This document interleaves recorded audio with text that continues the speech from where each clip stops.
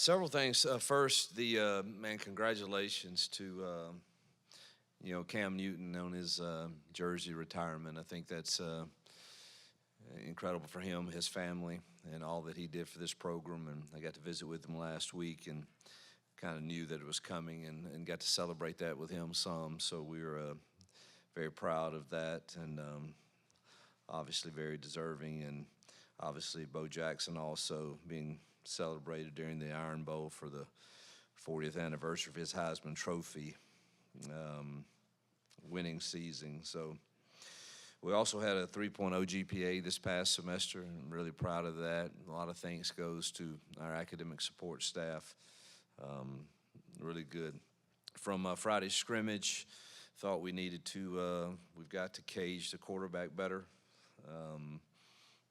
We're getting a good, we're affecting the quarterback, at least in against us, we are. But we've got to cage him once he's out of there, or that can create explosive plays. I think both Jackson, Deuce, and Ashton, all three are really good at keeping their eyes up when those things happen, and created some explosive plays that really, you would hope are not explosive plays. So we had a period on that today where it was just a team pass, and hadn't got to watch it yet, but we were kind of. This is a weird kind of week because we're simulating next week, which today's a Tuesday, and we have class at 11 o'clock on Monday, so it was tight, and so I hadn't had a chance to watch the film. But I thought defensively in the scrimmage they did really well, tackled well again, guarded well. Just gave up a few too many explosive plays, and offensively. Good thing, no, 0 turnovers, which was nice.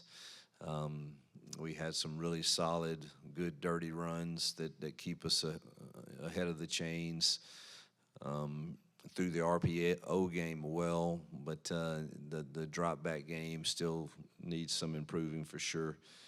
But definitely thought we took a step forward in those areas.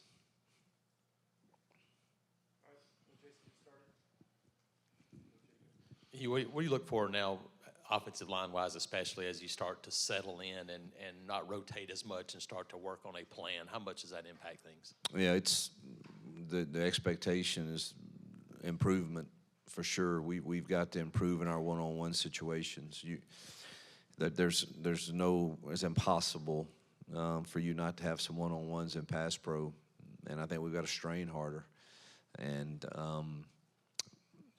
it's the bottom line. We expect more out of this group than to get beat in some one-on-ones. Now, I hope that means that some of our edge guys are pretty dang good.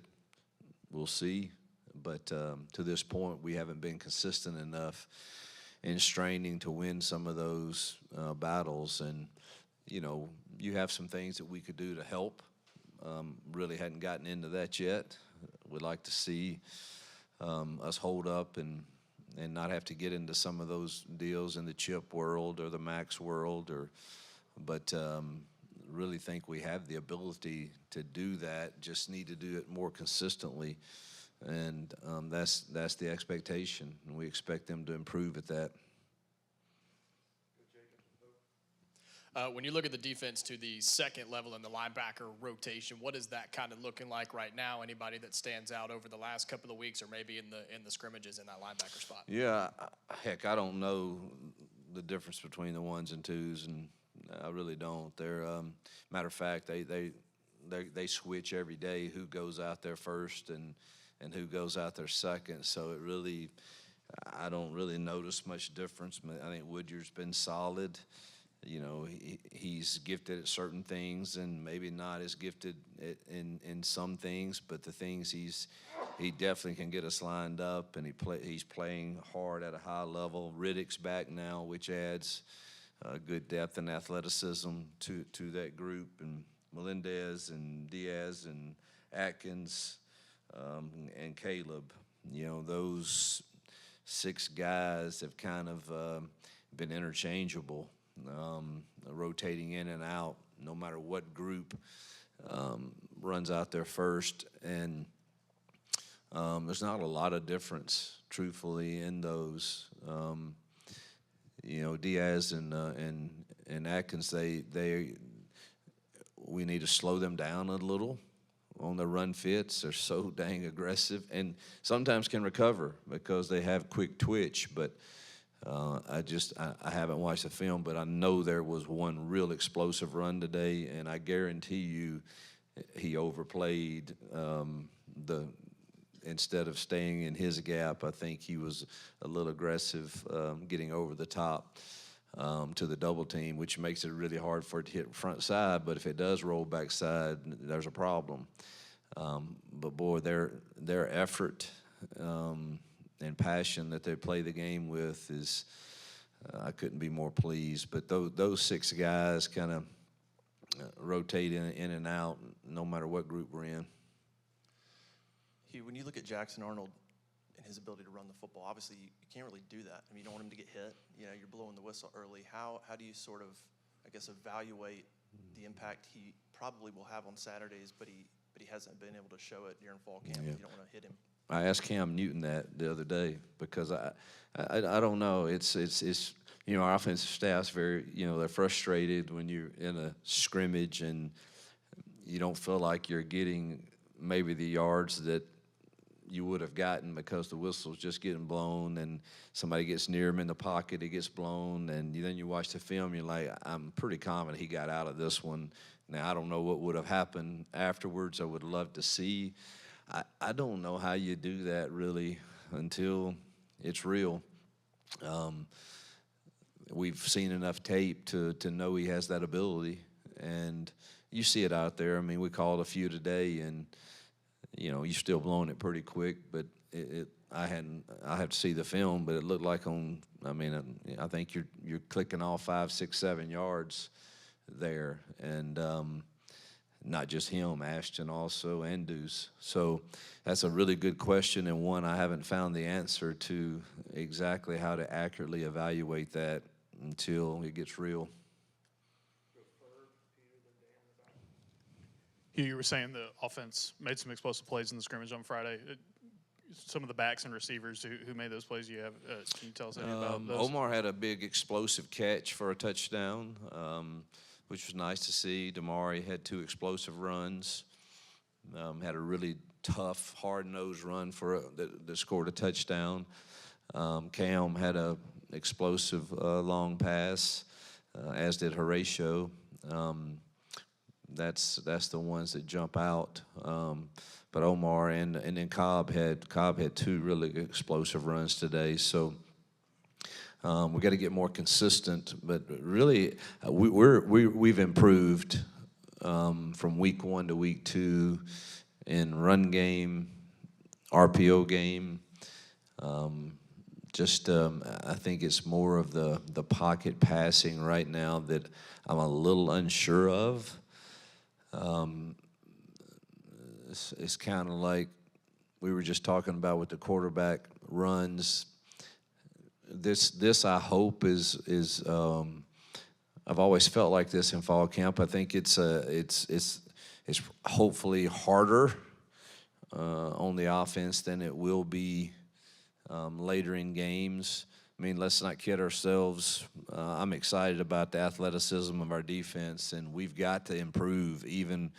But they also, since February, have been going against each other and know, oh, this is a pass, and I'm fixing to get after it. And that puts you at kind of a disadvantage. And hopefully that won't always be the case when you're playing an opponent. But I think there's definitely been signs of improvement that get me excited about us, but still feel like that pocket is getting collapsed a little too quick. You mentioned it just then with the pocket, but where do you want to see those guys most improve, I guess, in that area the next 2 weeks? And then how ready would you say Deuce is, from watching him in camp? He's getting better. I think, as far as sitting in there and making a throw, he's ready. He can do that. there's still things, setting protections is new. And that's kind of an issue that he still has growth to do in it. Maybe recognizing a little, our defense is doing a really nice job of disguising things, and all of them are missing some of that. It's even hard for us as coaches when you're watching film to see it. They're doing a really nice job. So I think he's just got to improve in the mental side of it. Physically, he can make all the throws right now. So I wouldn't hesitate to throw him in a game. Hopefully we'll start tomorrow, trying to really get these. We haven't studied. We got the base down plan in, but we don't have, hey, all right, how are we setting these protections? And so we'll start working that tomorrow, and hopefully all of them will feel better about, that aspect of it by mid next week. Dan Peck, ESPN 106.7. Coach, you mentioned Jeremiah and Omar. What can you say about the picture at running back, and sort of what are the factors that will ultimately decide who's out there? DeMar is the most complete right now, along with Cobb, most experienced, understanding of who we are, what we do, what they're supposed to do in the RPO game if it's not given to them. And I am excited about, Omar also and Darrell. Alvin is going to be fine. He's been dinged up and hadn't been able to get many reps the last 4 or 5 practices. So hard to say much about that. But I think Damari and Cobb and Omar and Darrell are all getting better, every practice. We've seen Jeremiah the last couple of years kind of be involved a little bit. How much has he progressed as a complete runner, and what have you seen him maybe improve the most at? Well, we'll see. I think he's going to have a breakout year. Y'all know we went through 3 or 4 days last week where all of our slot guys were down. So we threw him back out there like we did last year some, and he's got a good football IQ and has that capacity for us to be able to use him in a lot of different ways, whether in the pass game or now he's struggling a little in the pass game right now because he still has that brace on the thumb and catching's not real natural. But I think he gets out of that first of next week. So he's very versatile, and we can use him in a lot of ways, and I do expect him to have kind of a breakout year. He's probably got the best burst in the open field of any that we have. Hugh, I know you talked a little bit about Deuce, but just wanted to ask you about kind of the picture at quarterback behind Jackson. Just how are things going as far as deciding a quarterback too, and how have Deuce and Ashton looked in that regard? Pleased with both. Think that there's a place for both, depending on the scenario in the game. Without giving away too much, I think there's a place for both of those guys that you could play to their strengths, and we won't be afraid to do that. You mentioned now, starting this week and into next week, that you're on that Friday schedule in preparation for Baylor. But in terms of the Bears themselves, have you guys started on prep for that? How has that looked like, and when will all that really get ramped up? Yeah, we started back in June, trying to get a head start on our first couple games so that we feel like we're in a decent spot. So yesterday was. And Saturday was a good day to kind of refresh ourselves on, all right, what do we feel good about in base downs, and, who really are they? Give me the overview again. And so, yeah, we're mixing it in. We're still going good on good, so it's not like we haven't broken up and gone, scout teams yet. Today we did one period of defensive choice where we tell them what we want, and they make it look as close as they can, and then they do the same for 10 plays. So, but I think right now keeping the speed of the game up is important, and the physicality of it. And so we serviced each other, and we'll do that again tomorrow, and then we'll start kind of really, all right, let's get us now a true scout period, a day headed into the weekend. Hugh, you talked throughout the summer at the beginning of camp. You want a handful of defensive tackles be able to play 10, 15 snaps and buy into that throughout camp. How have you seen those guys buy into it, and just how do you feel about the depth and the rotation you guys got there right now? I'll have to keep preaching it because I know kids, and I know that they read and they listen, and just, man, I'm hopeful. And DJ and his staff have done a really nice job to this point of, man, getting those guys to buy into their strength in numbers. And I've never had an NFL scout, not one, ever asked me how many snaps somebody played. It's about what you do with the ones you have. And to this point, man, they hadn't seemed to affect any of them. And again, they treat those just like they do the linebackers. I have no idea which two are coming out in the first team period, and it's just a constant rotation, of those guys inside. And I'm hopeful and that we can continue to capture them with that mindset of, man, I don't know how many I'm getting, but I'm going to, the ones I do get, I'm going to do with high motor, great execution, and assignment is correct. Coach, what are you looking for out of the tight end position this year? You went out and got Preston, Brandon Frazier's healthy. Just your assessment of that group? Yeah, I think we still have a ways to go in some areas. I think Preston's doing a remarkable job in the pass game. He knows how to work the top end of routes. He's got really good hands. B. Frazier does too. I think in the run game, we've got to be more physical. Our pad level has to get better. And Tate is helping us some with that, but also you're a bit limited, when that's the case. It's not like we're going to ask Tate to run a 13-yard dig and win on somebody, and I think people will know that. Nothing against Tate, but that's really not his skill set.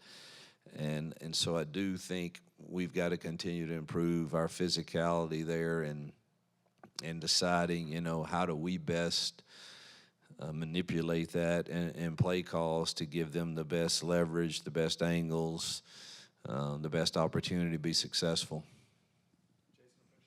You mentioned preparing for Baylor. Early season prep is always tough, but how much tougher is it now in this transfer world where maybe you don't know as much personnel? Do you have to lean more on coaches and past than you do maybe in years past? Yeah, that was the question I asked yesterday, is just kind of give me the intel on their additions, they have a lot of returning, and they finished their season really strong, and most have them picked to do well in their conference, if not play for the championship in it. So,